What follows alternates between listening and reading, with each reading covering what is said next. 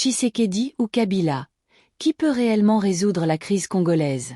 Depuis plus de 2 décennies, la République démocratique du Congo traverse une crise profonde et multidimensionnelle. Crise sécuritaire à l'Est, crise institutionnelle, crise économique, mais surtout crise de confiance entre l'État et les citoyens. 2 figures politiques dominent cette période, Joseph Kabila et Félix Tshisekedi. 2 présidents, 2 styles, 2 promesses, mais une même question persiste. Lequel peut réellement apporter une solution durable au Congo? Joseph Kabila arrive au pouvoir en 2001, dans un pays dévasté par la guerre. Son principal mérite est d'avoir maintenu l'unité territoriale et organisé les élections de 2006, présentées comme un retour à l'ordre constitutionnel. Sous son règne, une certaine stabilité s'installe, mais elle repose davantage sur le contrôle que sur la réforme. Le pouvoir est fortement centralisé, les institutions sont faibles, et l'armée reste infiltrée par des intérêts divers. La paix existe, mais elle est fragile, conditionnée à la présence de Kabila au sommet de l'État. Avec le temps, ce système montre ses limites. Le refus de quitter le pouvoir en 2016 provoque une rupture profonde avec la population. Les manifestations sont réprimées, la communauté internationale critique, et la confiance s'effondre. Joseph Kabila n'a pas préparé une transition saine, laissant derrière lui un État verrouillé, dépendant de réseaux, incapable de se réformer seul. Félix Tshisekedi arrive au pouvoir en 2019 avec un discours de rupture. Il promet le changement, la fin de l'impunité, la réforme de l'armée et le retour de l'état de droit. Son accession au pouvoir suscite un espoir réel, notamment chez les jeunes. Les libertés publiques sont élargies, le discours politique s'ouvre, et la RDC retrouve une visibilité diplomatique. Mais très vite, Tshisekedi se heurte à la réalité du système qu'il hérite. Une armée fragmentée, une administration politisée, des alliances régionales complexes, et des groupes armés toujours actifs. Malgré la rupture avec le FCC de Kabila, les résultats tardent à se matérialiser. L'insécurité persiste à l'Est, le M23 revient en force, les ADF continuent leur massacre, et la crise humanitaire s'aggrave. La comparaison entre Kabila et Tshisekedi révèle 2 logiques différentes. Kabila gouvernait par le silence et le contrôle, Tshisekedi par la communication et le dialogue. Le premier cachait les crises, le second les expose. Pourtant, ni l'un ni l'autre n'a réussi à transformer structurellement l'État congolais.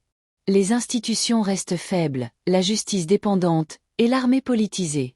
La véritable question n'est donc peut-être pas de savoir qui, de Kabila ou de Tshisekedi, peut résoudre la crise congolaise. La vraie question est de savoir si le système politique congolais permet à quiconque de le faire. Un pouvoir présidentiel hypertrophié, un parlement peu influent, une justice fragile et des partis sans idéologie solide constituent un verrou structurel. En réalité, le Congo n'a pas besoin d'un homme fort, mais d'un État fort. La solution passe par une refondation institutionnelle, une armée véritablement nationale, une justice indépendante et une pression citoyenne constante. Tant que ces conditions ne seront pas réunies, les hommes passeront, et la crise restera.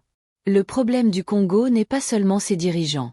Le problème, c'est le système qui les produit. La République démocratique du Congo traverse depuis des décennies une crise profonde, à la fois politique, économique, sécuritaire et sociale.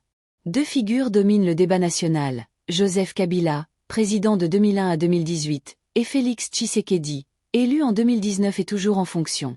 La question qui se pose est de savoir lequel de ces 2 hommes peut réellement apporter une solution durable aux problèmes du pays. Joseph Kabila a dirigé la RDC pendant 18 ans. Son règne a laissé une empreinte contrastée. Sur le plan économique, malgré l'immense richesse minière du pays, la population n'a pas bénéficié de cette manne. La corruption et le détournement des ressources ont affaibli l'État et creusé les inégalités. Sur le plan sécuritaire, l'armée est restée incapable de protéger l'intégrité territoriale, notamment face aux rébellions dans l'Est. Enfin, sur le plan politique, son régime a été marqué par des arrestations arbitraires, une répression des opposants et un manque de liberté fondamentale. Aujourd'hui, son retour annoncé sur la scène politique suscite autant d'espoir chez ses partisans que de crainte chez ses détracteurs. De son côté, Félix Tshisekedi est arrivé au pouvoir en 2019 en se présentant comme l'homme du changement. Son mandat a apporté une certaine ouverture démocratique, avec plus de liberté pour les médias et les opposants. Cependant, les résultats concrets tardent à se matérialiser. Sur le plan économique, les réformes engagées restent limitées et la pauvreté demeure massive.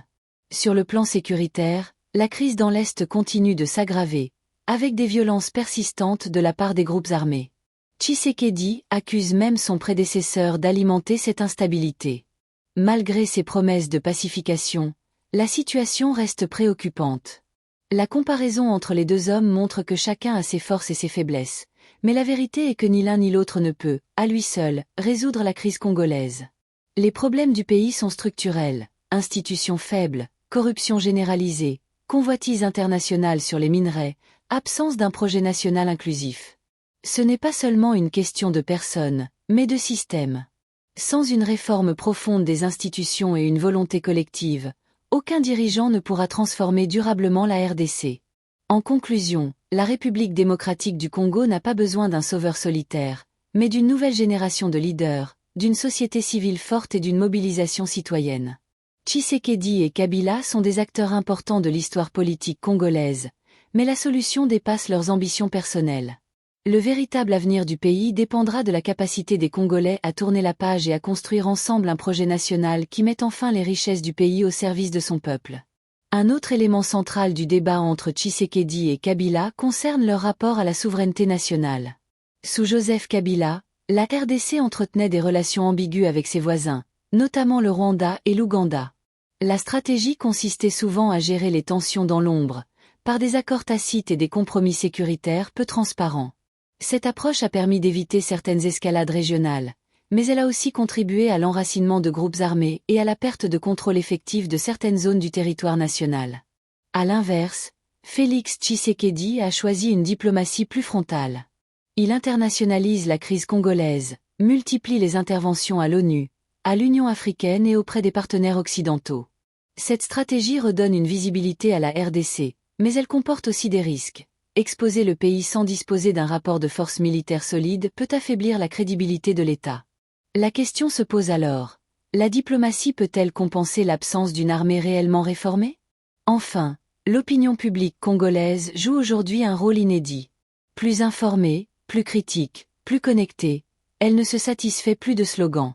Elle exige des résultats concrets, sécurité, justice, emploi et dignité.